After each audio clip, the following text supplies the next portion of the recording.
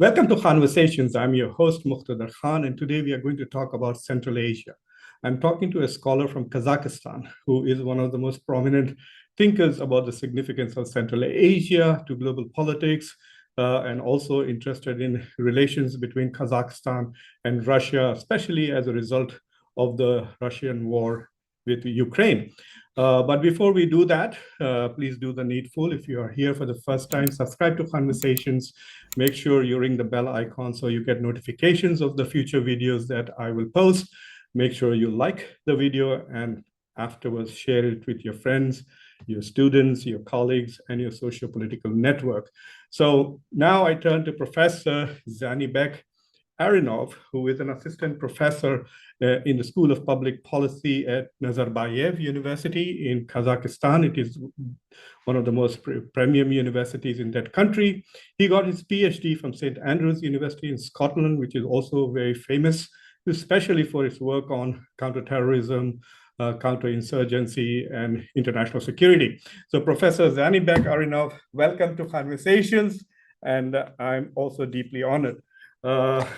Professor Arynov is also participating in the SUSI program that we are hosting at the University of Delaware this summer. SUSI is a State Department-sponsored program called the Study of U.S. Institutes, and the institute and the program that we have is on American foreign policy. It is the only one that is offered for scholars by the State Department. I'm its academic director, and I'm very happy to welcome Zhanibek to that program too. I want to recall two very famous geopoliticians. One is Sir Halford Mackinder, who in his famous book, Geographical Pivot of History, essentially is considered as the father of geopolitics, right? He argued that that nation, that power that controls Central Asia would eventually control or dominate the rest of the world. So for Mackinder, Central Asia was key for domination of the rest of the world from a geopolitical perspective. But the American Alfred Mahan, who was basically a naval commander, thought that those nations which dominate the seas will dominate the world. So you can see that America's geopolitics and America's global security and foreign policy strategy is blue water navy based, but it appears that Mackinder was talking more about Russia and China, which are, well, China is also a sea power, but Russia primarily is a land power. So in that context, it appears that we are once again entering an era where Central Asia has become geopolitically critical to lots of countries. Today, we will talk about how Central Asia is attracting the attention of Europe, the United States, Russia, China, India, Iran, Turkey, and even Afghanistan. So Professor Arynov, let's start out by talking about what is the importance and significance of Central Asian countries, especially Kazakhstan. Thank you very much, Professor Han. And it's a pleasure being here and having this opportunity to speak to your audience and sharing some of the ideas, the recent developments in Central Asia. So returning to your question, what is the significance of Central Asia today? Central Asia got its independence in 1991. So when we talk about Central Asia today, we are talking mostly about 5 countries, independent countries of Kazakhstan, Kyrgyzstan, Tajikistan, Uzbekistan, and Turkmenistan. So, but there are lots of debates about what Central Asia includes. Some people include Afghanistan, others include Xinjiang area of China. So, but when we talk about this Central Asia today, we are mostly talking about this political Central Asia, which are 5 states.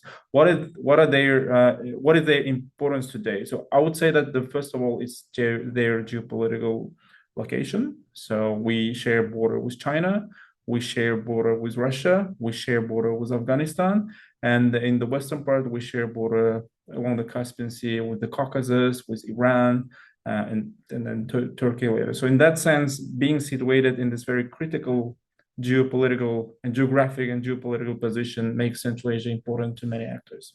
That's one thing. The second thing is some of the Central Asian countries have rich energy resources, and that energy and extractive industry has been the main attraction point for many actors, including the Western actors in the 1990s, when the countries got independence, and later China joined. Now China is one of the biggest investors in the region.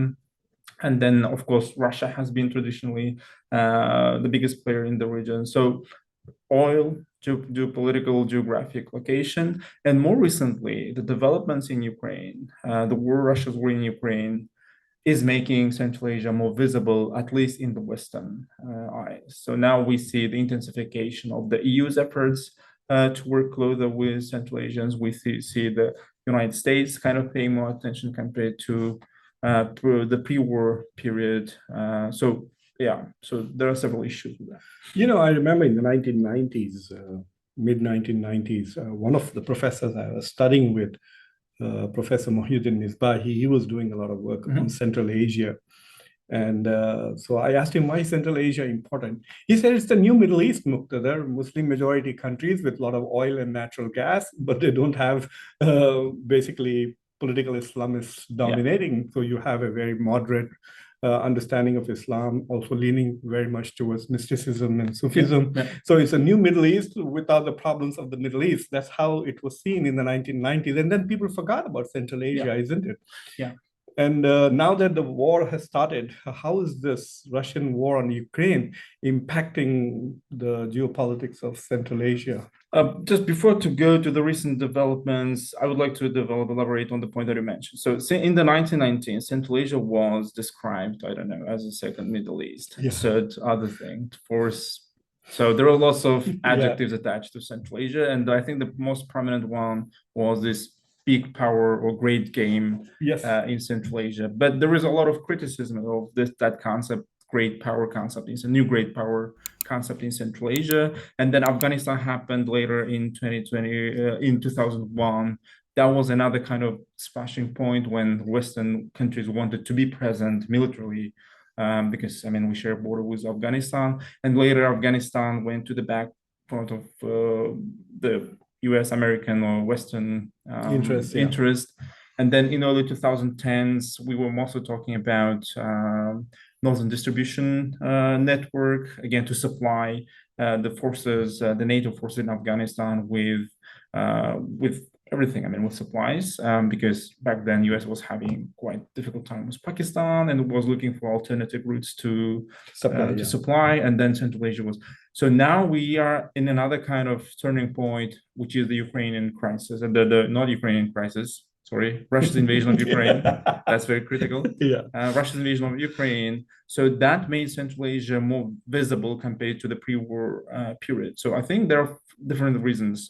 The first one is, again, Russia is weakening, definitely. Russia is losing its influence in Central Asia, and we see that.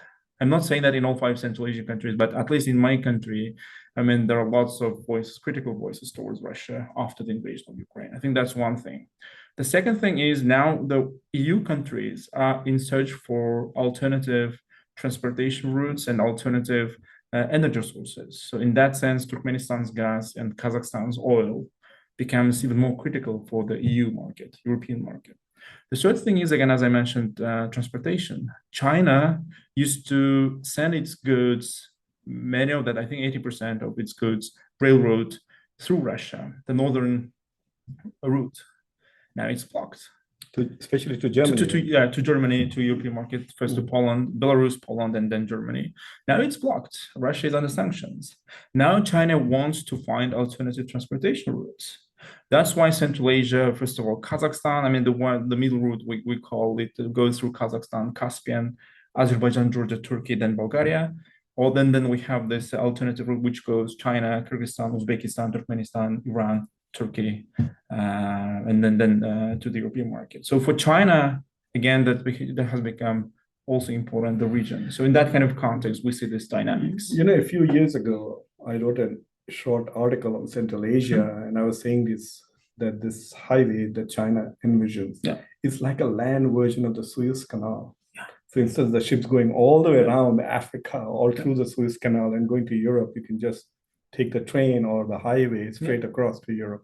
So I noticed that a lot of Russians who are running away from the draft, hundreds of thousands of them, they're actually finding Kazakhstan a welcome place. That is is that affecting Russia-Kazakh relations?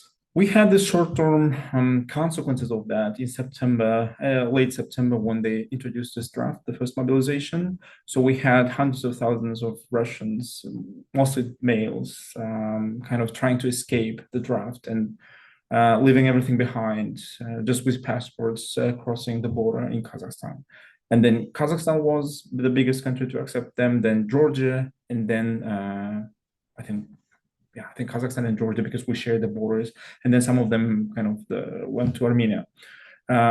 So back in September, October last year, we had this increase in housing prices, increase in kind of daily products, lots of things, the immediate social economic consequences of that. Other than that, we have quite difficult situation with how I put it, with the Russian language in Kazakhstan, right? So we still have a big portion of ethnic Russians, and there are some discussions about the role of Russian language in the country.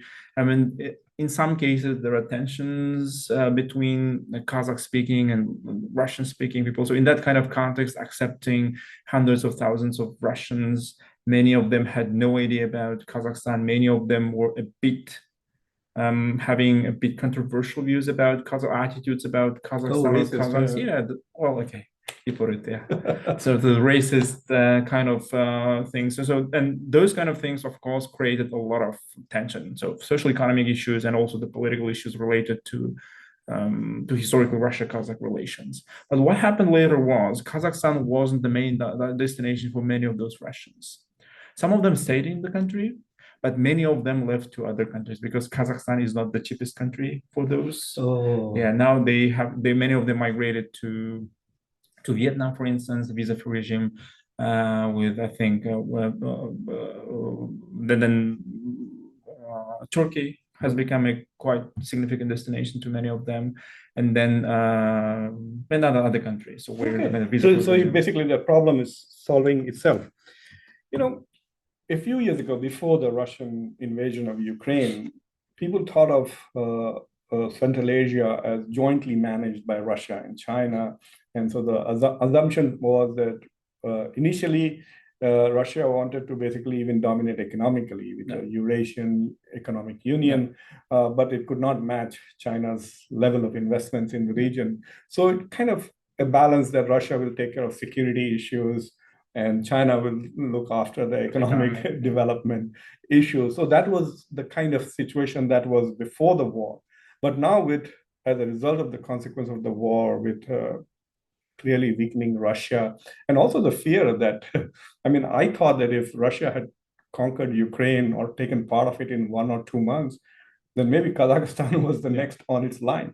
So given this context, how do you see what's happening in Central Asia now? Which power is more influential? Well, again, we had this literature or kind of the debates about great power game when the external powers kind of were said to come and kind of manage the Central Asians, but the reality is totally different. And then this the widespread perception, especially in the Western kind of context, that Russia and China have this labor division. So Russia is responsible for security, China is responsible for economy. I think that's a bit misleading. So that oversimplifies the reality that exists there. Central Asian countries have their own agency. And it's not that they are blindly following either Russia or China. So in that, there is a lot of politics there. And Central Asian countries many of them have been very successful in managing this different, more influential external powers and their interests. So what's happening now is that Russia has been traditionally the biggest, the most influential actor in the region, not only in terms of economics, but also the cultural influence, normative influence, the language, history, and everything. What's happening now is that Russia is not able to offer any economic benefits on Central Asia. So for the last over 10 years. In that sense, yes, China has become even more visible. This is even before the war. Yeah, even before the war. China was most visible in terms of economics, even before the war.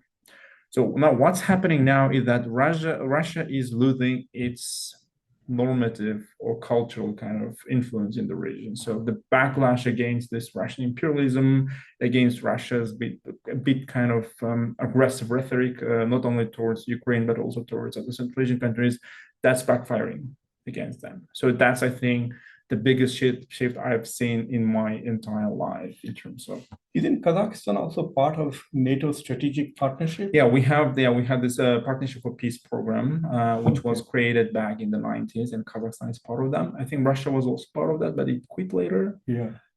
So yeah, Kazakhstan still is part of, if I'm not mistaken, part of the program. But the thing is, this program has, to me, kind of more symbolic kind of meaning rather than practical. So there's no U.S. security guarantees. No. Well, we were part of, Kazakhstan was part of this Budapest Memorandum in 1994, but we know what happened to Budapest Memorandum. Nothing happened. Yeah. So my next question is this: while I was looking at who is investing in Central Asia and how much, I was surprised to see a lot of investments from the European Union, even though nobody talks about it, right? When people are talking about, they talk about Russia, China, then they talk about the fact that the US needs to go in there.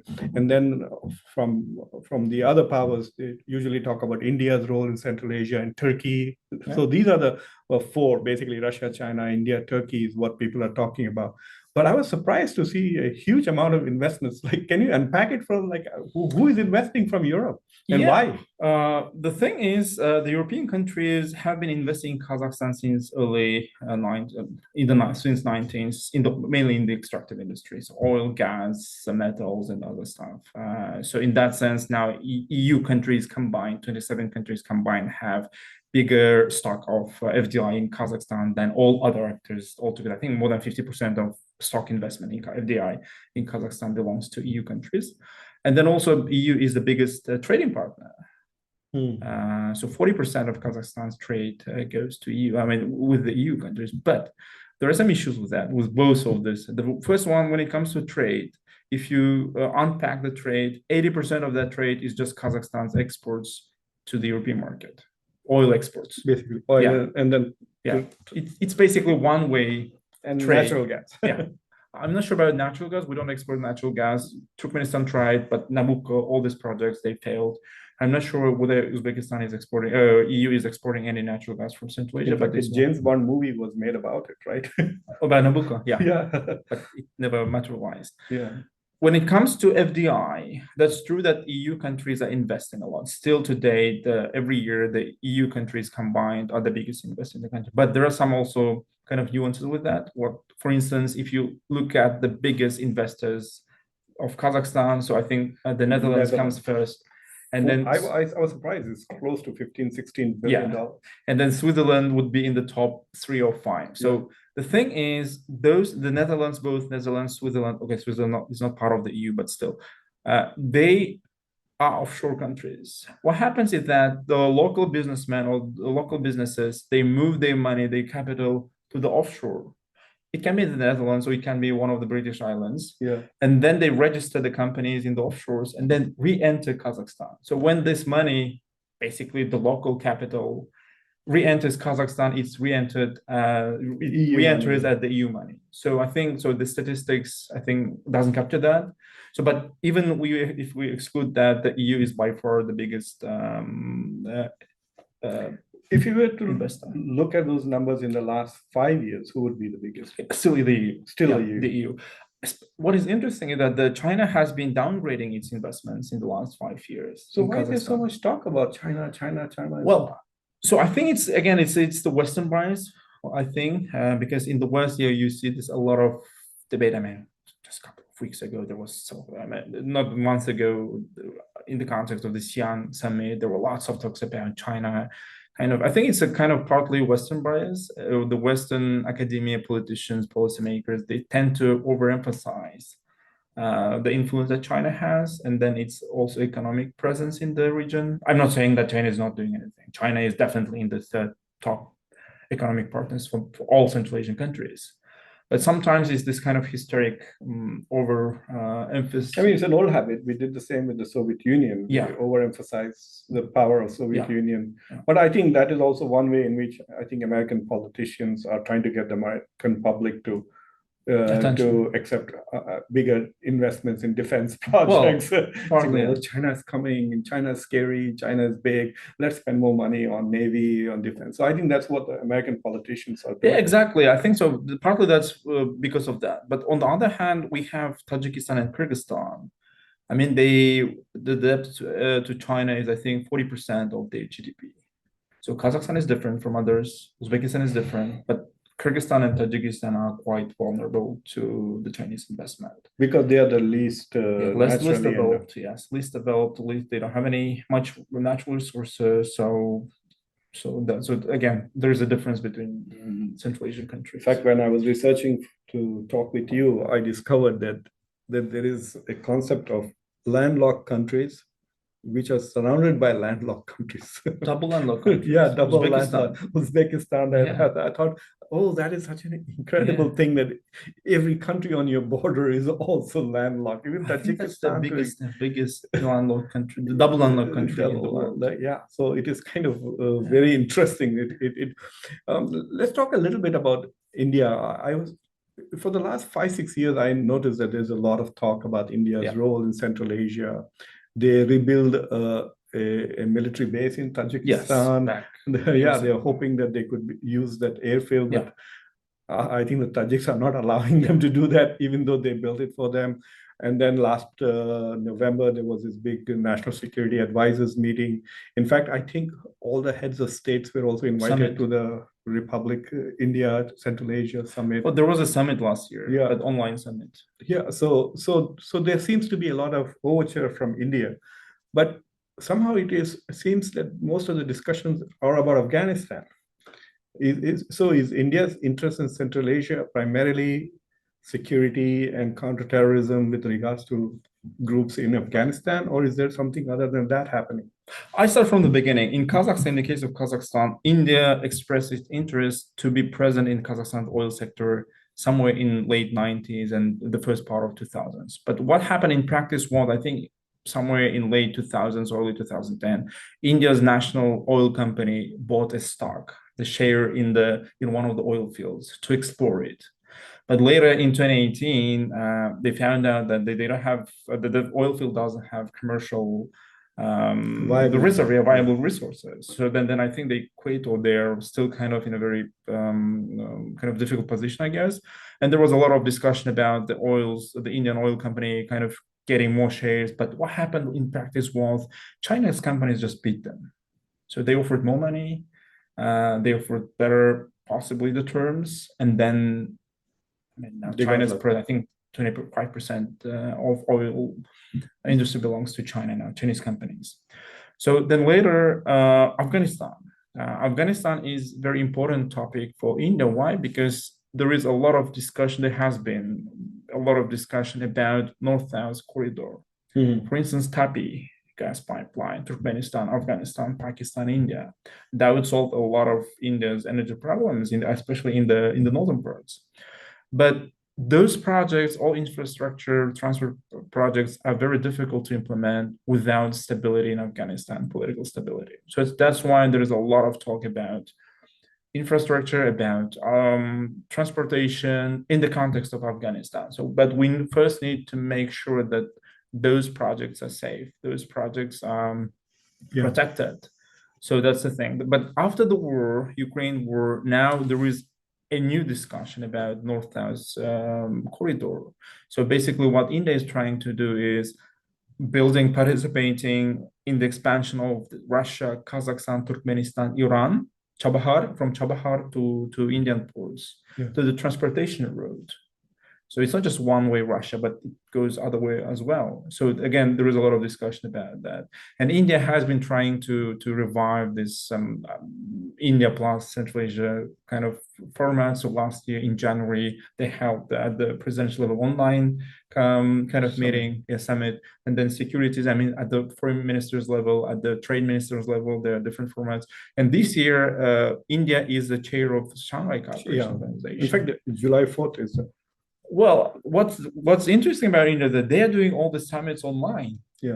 So the presidential summit was online. Now the Shanghai Cooperation Organization summit to be held online? So there are multiple rumors. One rumor is that India wants to distance itself from China and SCO, and the other is that Xi Jinping was not going to come. All right. So India felt as if Xi Jinping was downgrading, so they made it virtual in order to basically blunt whatever. If Xi Jinping was trying to insult India by not coming to the SCO, right. So they made it virtual. But talking about this, so if in Xi'an there was this summit with with China, and then the same five republics, and so and I've been saying that it appears to me, at least, that China is trying to rebuild the SCO without India and Russia.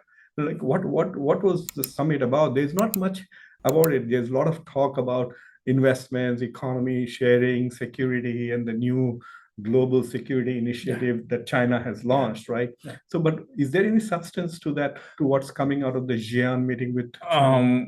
Some of the countries have signed quite heavy economic agreements with China. So in that sense, I think for those countries, it was kind of the real benefits.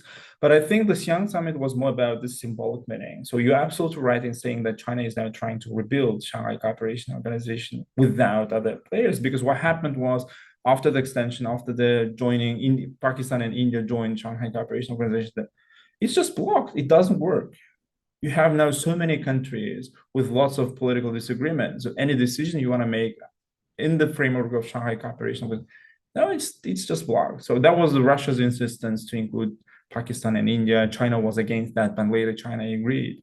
So, but when they joined, now it's just blocked. So that's why I think one of the reasons is that, okay, if this format doesn't work, we're gonna build our own. So all this Xi'an summit was about this symbolic meaning, right? Well, Russia wanted to reduce China's influence in SCO and bring India, right? But what happened in practice was they just destroyed Shanghai Cooperation Organization, for good or bad. It's not functional. I mean, so I thought that the SCO was probably the biggest international organization in terms of GDP and military power without a Western country in it. Yes. Right. Now the only other one is left BRICS. And I think with all the new potential applicants, it's going to become like G77. Yeah, exactly. Yeah. So I want to talk a little bit more about Kazakhstan. And Kazakhstan is the heart of Central Asia in terms of resources. Most of it is 70–80% of all the things that we are talking about is coming from Kazakhstan. It's an incredible country.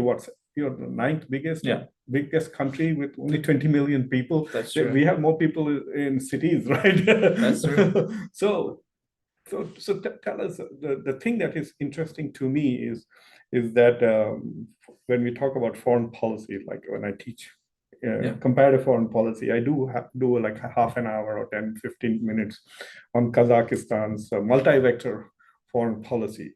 So tell us a little bit about multi-vector, how it is in concept and how is it working out in practice. Multi-vector foreign policy, I think in practice, it's employed by many countries, but as a concept, as a term, I think maybe Kazakhstan was among the first to use this concept. But in practice, the substance of this policy is that being situated among big players, China, Russia, US, and then others, Kazakhstan develops equal relations with all of them without giving any priority to any of them. Of course, if the terms of those cooperations satisfy Kazakhstan's own national interest. So basically, it was a way to say that Russia, I'm working with you. China, I'm also working with you. And the Western countries, US, Turkey, EU, I will be working with you as well. So whoever offers me any beneficial kind of terms of cooperation, I'll be working with any of you. So my doors are open.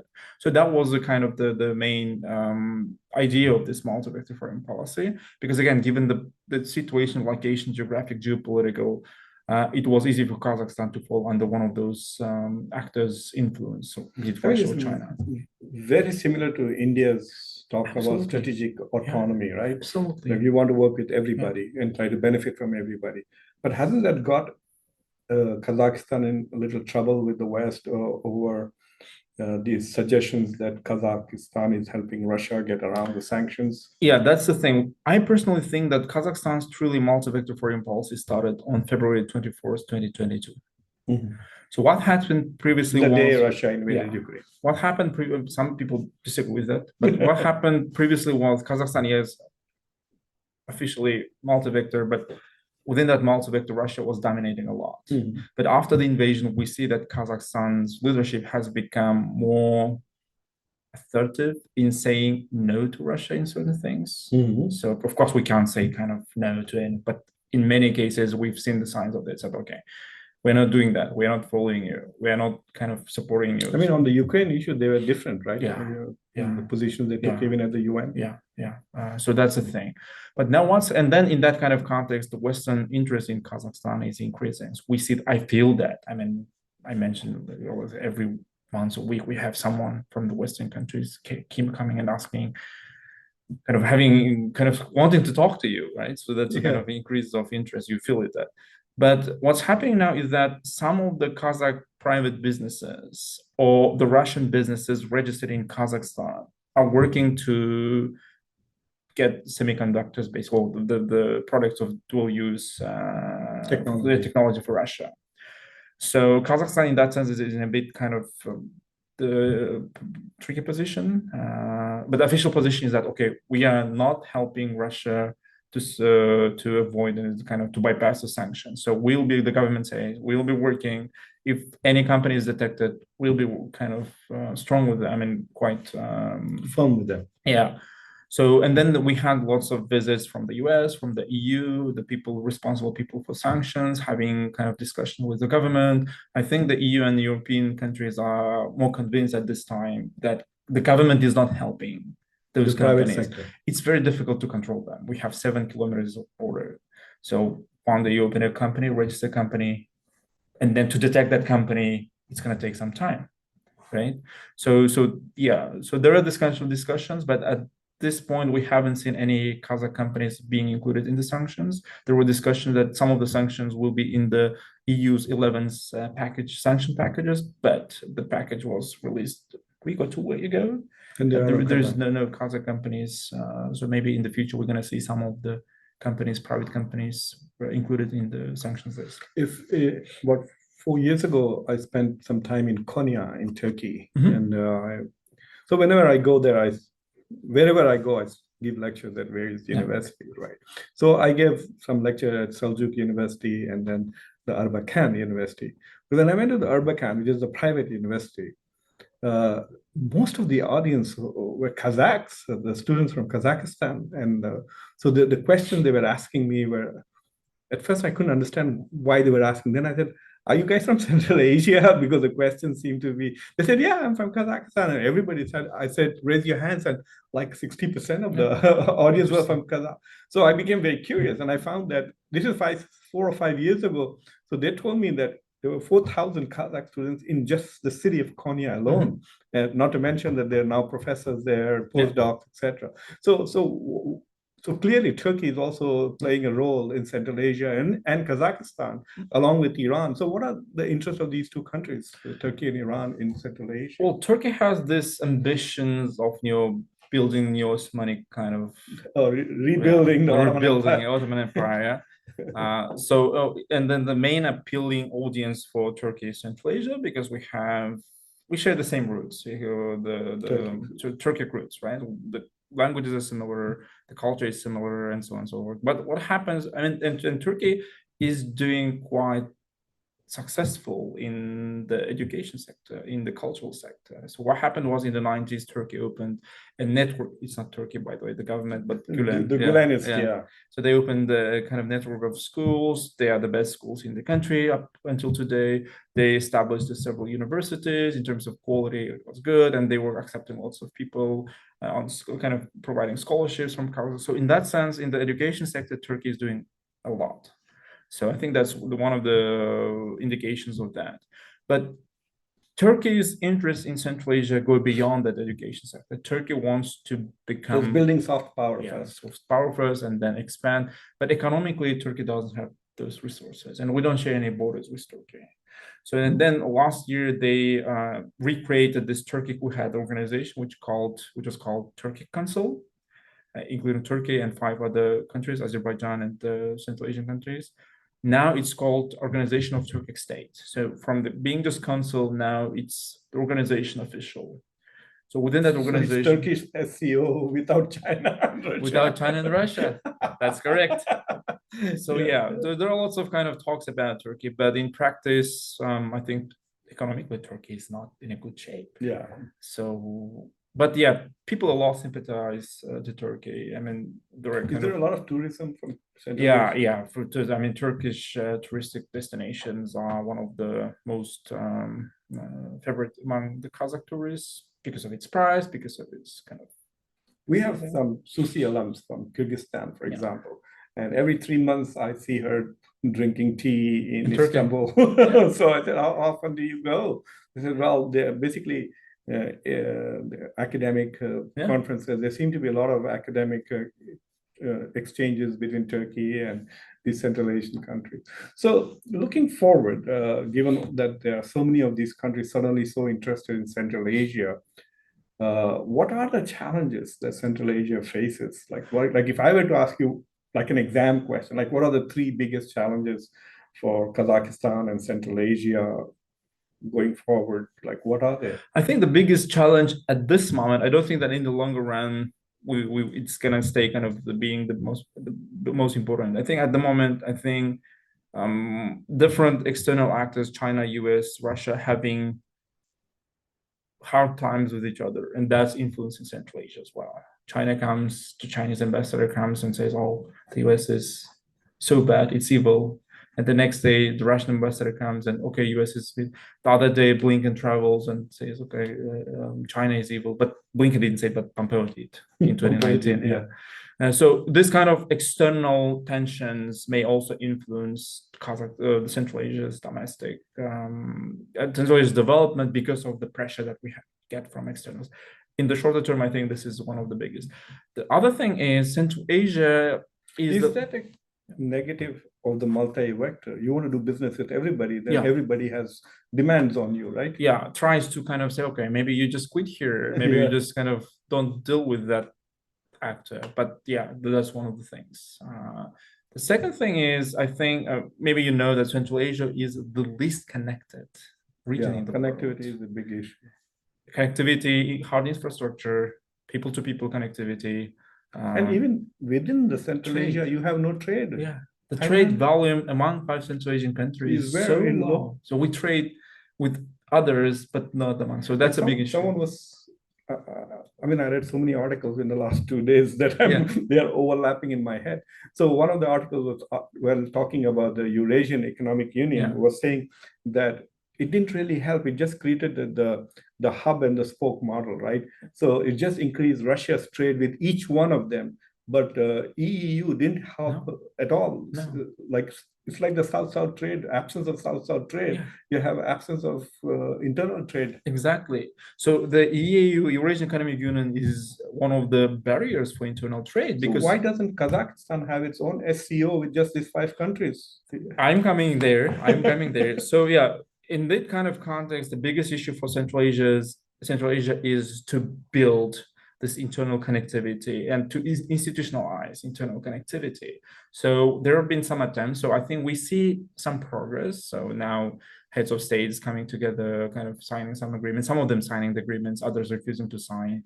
There is some movement, but again, in the absence of this kind of economic activities, it's quite difficult to bring them back kind of together. Then there's also issue that there are some internal political issues among Central Asian countries. One is Tajikistan-Kyrgyzstan border issue. Another one is water issue. So, and then all countries being authoritarian, you know that authoritarian countries where leaders do not want to share their power. They're very skeptical kind of to share their power. So that's also that also plays a role. So yeah, so that's the second biggest thing I would say. So to avoid this external pressure or to minimize external pressure, I think Central Asia's only way is to come together and react as one region. I'm not saying EU type region, but still kind of ASEAN or kind of others. So that's why we have all this C5 plus US, Japan, China, India, Russia kind of platforms. That's the second thing. The third thing is, I think in the longer run, the biggest issue for Central Asians will be environmental issues. First of all, water. So it's one of the driest regions in the world. The water scarcity, we feel it. For instance, Kazakhstan, many rivers that cross Kazakhstan, they come either from China or from Kyrgyzstan, or from Sirdarya comes from Kyrgyzstan, Uzbekistan, and then Kazakhstan. So the water issue and other environmental issues will be the most pressing issue in 2025 years, I think. What about democratization? Because ultimately, if you're going to build relations with the US and Europe, that issue will keep popping up. Well, I'm a bit skeptical about I studied the EU a lot, including youth democracy promotion. What happens in the EU with the US and EU is that they talk a lot about democracy, but when it comes to kind of real stuff, they are ready to compromise democracy issues to other interests, be it energy or security, other stuff.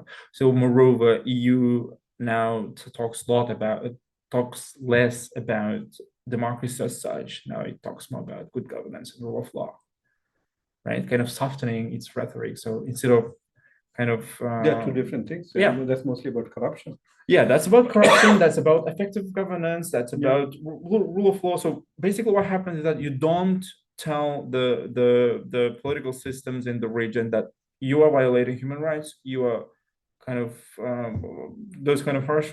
Instead of those kind of harsh words, they're saying, okay, your governance is not good enough. So that's softening of the rhetoric. So if I were to ask the Chinese foreign minister what three things you would want of Central Asia, they would be the same. There's a rule of law they would want so they can invest, and then corruption is not really good for even them, but they're not also going to talk about benefiting a lot from corruption. Yeah, I think they're benefiting a lot from corruption. I think that's which means they are contributing to corruption. Yeah, they're producing corruption. Yeah. So yeah, we see this EU's on the US's kind of rhetoric emphasis on democracy, but in practice, I mean, it's not that much. But Central Asian countries, again, we talk only in relative terms. Some of the countries have been seeing a little bit improvement in the political context. Maybe Uzbekistan after the previous president's death in 2016, and in Kazakhstan we've seen some of the cosmetic kind of changes, but again, very many people are critical about their substance. So generally all Central Asian countries remain quite authoritarian, maybe with the exception of Turkmenistan, which is harsh authoritarianism. For a long time, I felt that in a US grand strategy, there was a Central Asia size whole. And even now, I think the US is not sufficiently focused. I mean, these are two regions, Africa and Central Asia, where the US talks a lot sometimes. Yeah. With regards to Central Asia, we don't even talk as much. Right? So there seems to be a neglect. And so I'm convinced that Central Asia is going to be very critical, especially if this so-called Cold War II scenario begins. I think China will become more aggressive in Central Asia if we have a Cold War-like scenario, because the West is not yet fully committed. Yeah. So it will move in the areas where the West is not fully committed, and it will obviously be unable to move into areas where the West is fully committed. So I think going forward, we are going to see a lot of challenges in Central Asia, and I look forward to talking to you again. So thank you very much for this wonderful conversation. So please, if you have really enjoyed this discussion, subscribe to Khanversation, like the video, ring the bell icon, and share it with your friends. And thank you for joining us. And until next time, be nice, be happy, and take care of yourself. And thank you very much, Professor, for joining. Thanks a lot.